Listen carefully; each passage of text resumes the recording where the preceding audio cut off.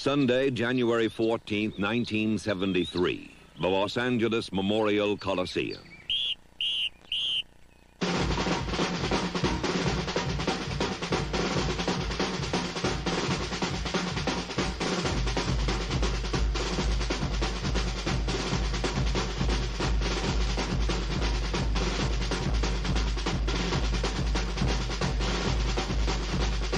The dynamic rhythms of Super Bowl VII offered an interesting contrast.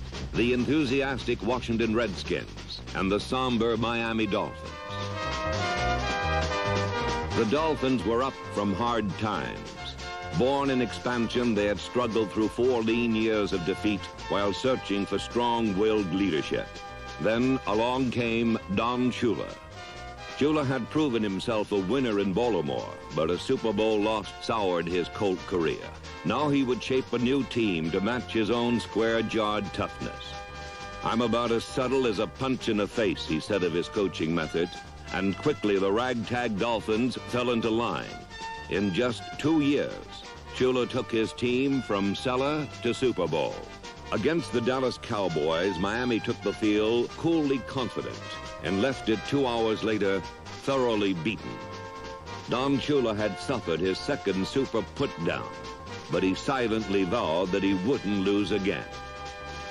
In 1972, led by an anonymous defense called No Name, Miami won 16 straight games, yet did so without celebration. They knew 16 in a row meant nothing without victory in the 17th. Blocking Miami's path were the Washington Redskins, another team with a checkered past. For 20 years, the Redskins had been scrimmage fodder for league champions, a perennial loser, also in search of leadership. In this case, George Allen. Allen was Shula's antithesis, encouraging, cheerleading, cajoling, pleading, blending revitalized old Redskins with spirited new additions. Like Shula, Allen created a team in his own image, the Over-the-Hill Gang.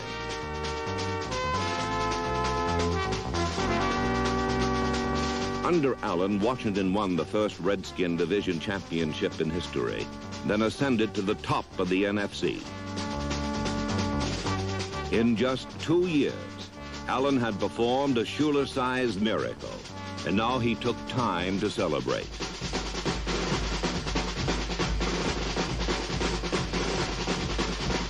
In the joy of the moment, the Redskins nearly forgot that one step still remained.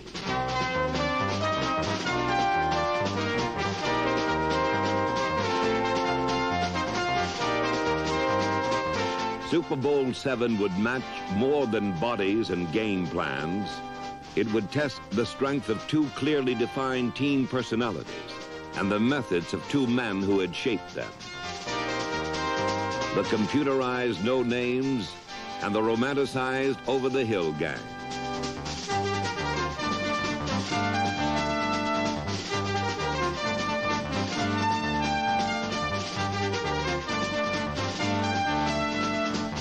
On this powder blue Sunday, the aqua white Dolphins would attempt to settle a score which had haunted them for 1 year. The burgundy gold Redskins would try to ride home on the emotional backwash of their sudden rise to power. 2 teams out of a shadowy past to share this moment in the Super Bowl sun.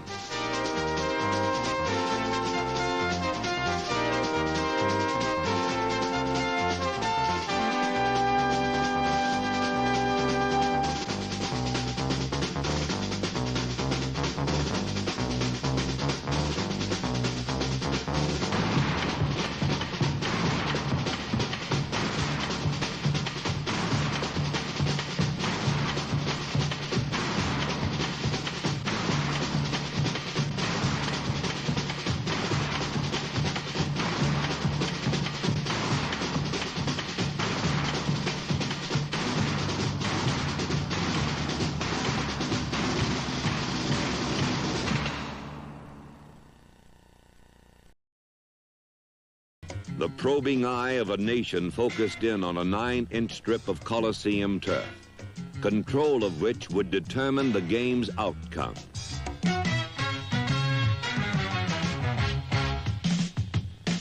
In the first quarter, the confrontation was no contest, as up and down the line the Dolphins took root and controlled scrimmage.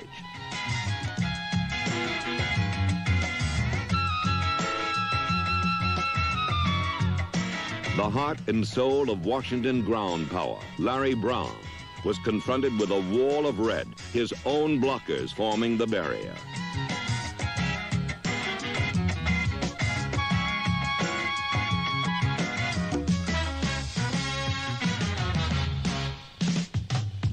While Miami stopped the Redskin attack in the middle, number 32 Jack Pardee in the Washington defense sought to control the outside game. To do this, they keyed Miami's superb pulling guard, Larry Little, number 66. Pardee's first move on a sweep was to pick off Little and let the runner go free. Stripped of his escort, even big back Larry Zonka could be handled by tiny cornerback Pat Fisher and his quick feet.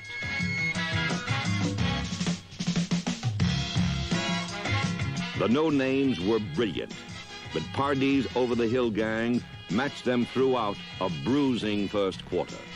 Faced with a defensive stalemate, the Dolphins turned to a different tact.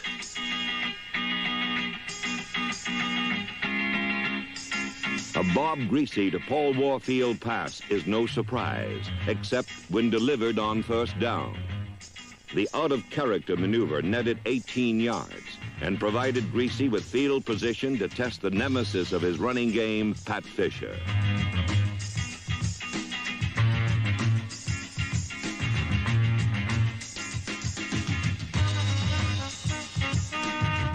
Greasy sent Howard Twilley to the corner and delivered a perfect pass, just over a leaping linebacker and outside a beaten Fisher. Miami accepted the game's first score with typical reserve, but the two quick strikes had split open a defensive standoff, and Washington surrendered the first small measure of psychological advantage. No Name returned, determined to hold the newly forged lead. Their method would be the 53 defense, with Manny Fernandez settling head up over center and using his quickness to nearly beat Redskin backs to the handoff.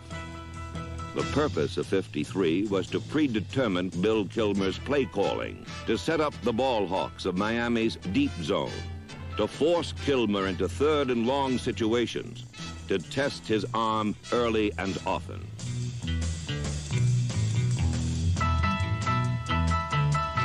Kilmer's third down pass had been intended for number 42, Charlie Taylor, but he found the middle crowded with Dolphins, and Jake Scott pulled off a single-handed steal. The Dolphin defense had called the shots, taken the ball from a frustrated quarterback, and given it to a confident one. A fake pitch on 2nd and 2 fooled the run-conscious Redskins again, and once more it was Pat Fisher who got burned, this time by Paul Warfield. But after 20 minutes of perfect football, Miami had at last proved fallible. An illegal procedure penalty wiped out Warfield's touchdown. The setback might have caused a letdown, but middle linebacker Nick Buonaconte recalled the pain of a previous Super Bowl too vividly. The Dallas Cowboys had destroyed Miami in Super Bowl VI with cutback running. The Dolphins knew Larry Brown would test them with the same tactic. This year they were ready. The Dolphins had drilled on maintaining precise pursuit angles, sealing off every avenue of escape, front and back. This was team defense, each man's course coordinated with a teammate's. 11 men on 11 paths of pursuit, all with one mission: seek out Larry Brown and punish him.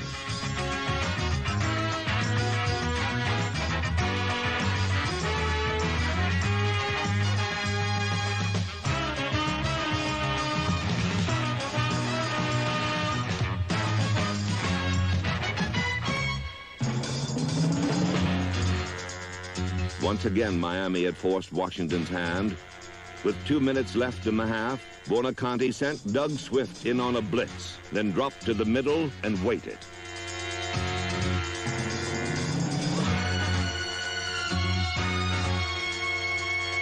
Buonaconti's interception told the whole first half story.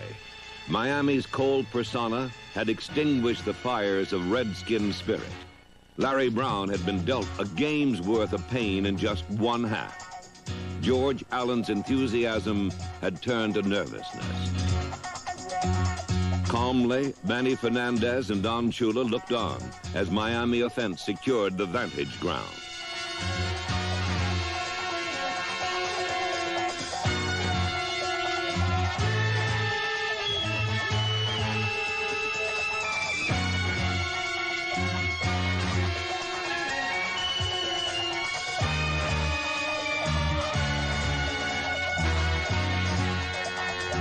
Jim Mandage came up with Greasy's 6th completion in 6 attempts. And then number 39, Larry Zonka, led number 21, Jim Kick, to a sliver of end zone daylight, and the half of Dolphin domination ended 14-0.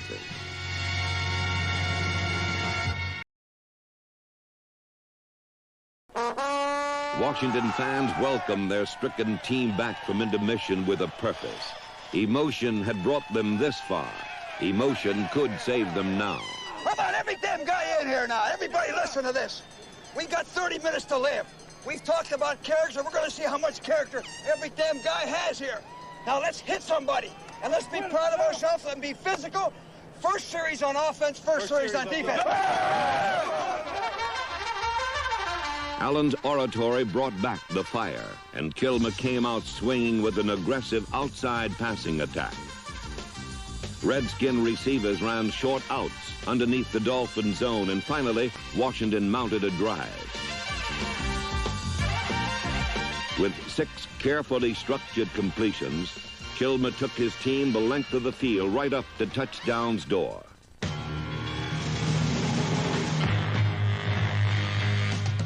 When it counted most, Redskin execution had faltered. Charlie Taylor was open for an instant, but stumbled just before the ball arrived.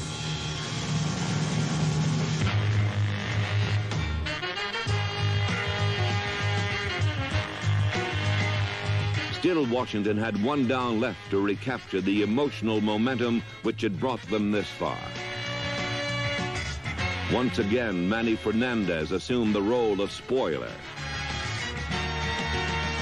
With hope for a touchdown buried beneath massive number 75, the Redskins would have to settle for 3 points on a Kurt Knight chip shot from the 25. But even this was not to be. Washington's most important drive had yielded nothing.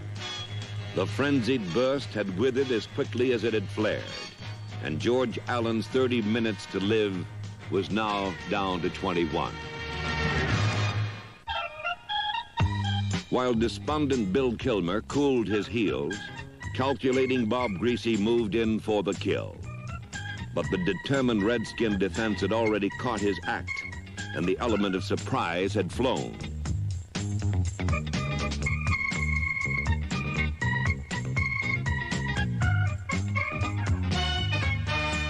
With the air attack becoming more hazardous, Miami turned to its broad back ground soldiers to put the game away. Zonka and Little had failed with sweeps in the first half, so now they turned to their brutally basic inside game, pounding away from tackle to tackle for short, savage gains.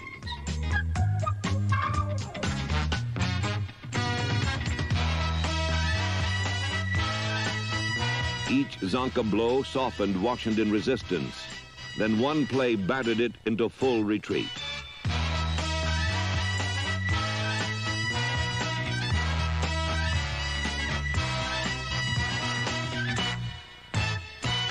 Zonka's rambunctious 49-yard run seemed to settle the issue. All that remained was another pinpoint Greasy touchdown pass. But number 23, Brig Owens, had a different idea. Owens' interception with 8 minutes left gave Washington one more chance. One more chance for Larry Brown's aching legs to summon up lost power. One more chance for the offense to atone for 3/4 of failure.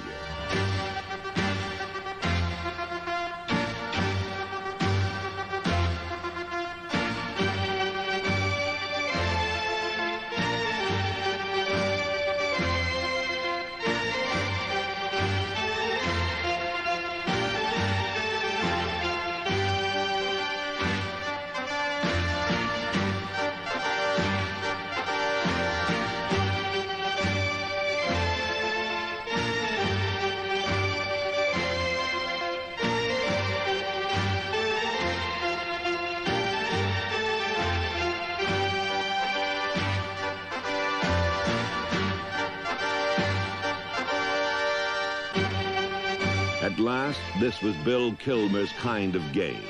Tough, brawling, rough-hewn, but crudely effective.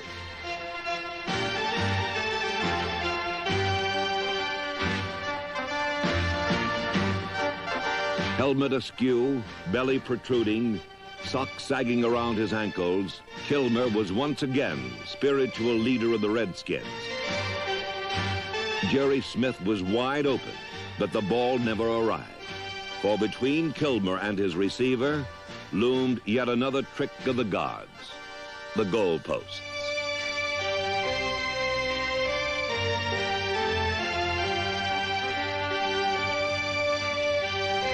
Bill Kilmer's fate had been predestined, and on the next play, Miami sealed it for good.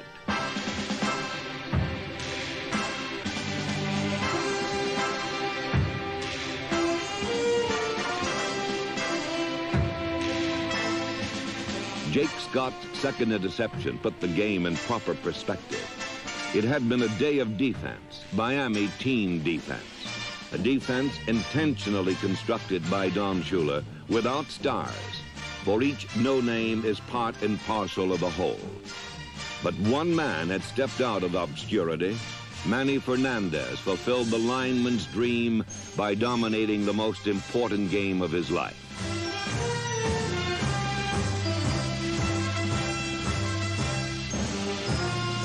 Fittingly, this regal day of defense was crowned with Scott's interception, and Miami had all but secured the first shutout in Super Bowl history.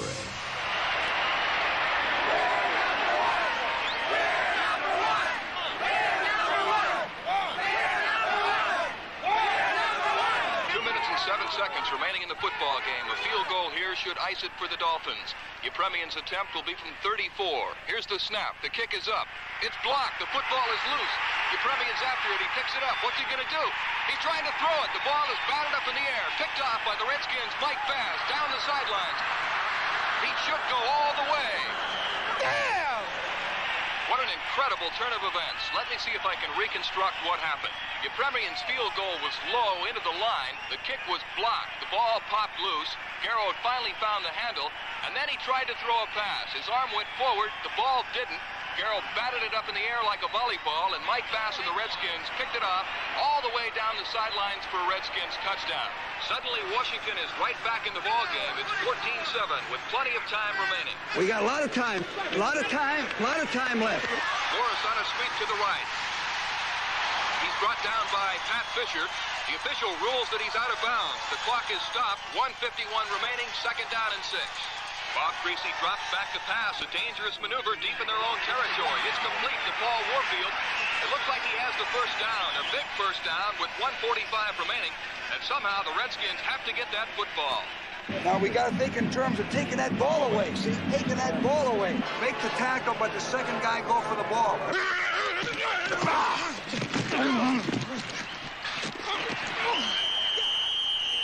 The Redskins have to use up a vital timeout. It's 3rd down and 7 at the Miami 33. What yard line? All right, you're in for kick. Morris again on a sweep to the right. It looks like he has some running room. Oh, he slips and falls. Down he goes, and now the Dolphins will have to punt. Play situations. Let's go. The Redskins are in a 10-man front. Here's the snap, and here comes the Army. Seifel barely gets it away. Now listen, this is a World Championship. The 1972 season has come down to a final minute and 9 seconds. Woo, now let's Let's go, Billy. Come on, buddy. Pass! Kilmer drops back to pass. He throws. It's into the Washington bench area. Nowhere near an intended receiver. Hey, Kilmer! Attaboy, Kilmer! Washington is now out of timeouts. This could be the last play. Kilmer is back to pass. He's in trouble. He's trying to shake loose. He's wrapped up by Stanfield and Denherter. Down he goes, and that's it. The Miami Dolphins are world champions.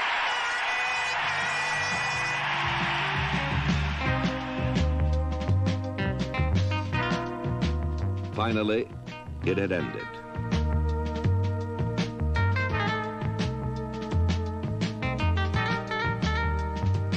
Emotion spent, the Redskins realized, as had Miami the year before, that reaching this game meant nothing without final victory.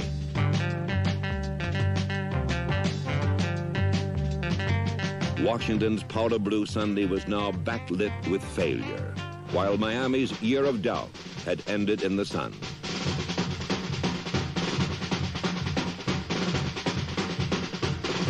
Don Shula had wiped clean a clouded past. His team had established an incredible precedent for the future. Don Shula and the Miami Dolphins, undefeated champions of the world.